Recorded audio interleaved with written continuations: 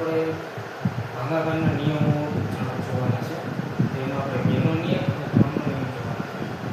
જોઈએ આપણે દરેક બેકી સંખ્યાને 2 વડે નિશ્ચિત ભાગી શકાય છે.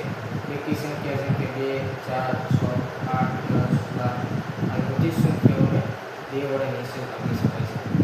એમાં આપણે જોઈએ કે જે સંખ્યાનો એકમનો દાખલા તરીકે 324 છે.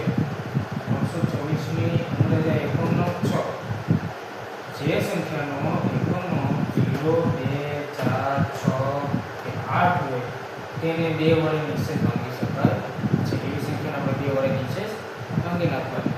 ત્યાર પછી આપણે જે ઉદાહરણ જોઈએ કે 324 છે, બરાબર. 324 ની અંદર 6 છે એકમનો, આ સંખ્યા 2 વડે નિશ્ચિત ભાગી શકાય છે, બરાબર.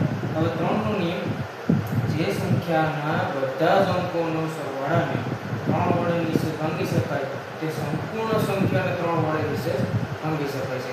જેમ કે એ સંખ્યા આપેલી છે 39621. આ બધી જ અંકોનો આપણે સરવાળો કરીએ 3, 9, 6, 2, 1 તો ટોટલ સરવાળો થશે 21, બરાબર. તો આ 21 ને આપણે 3 વડે ભાગી શકશું.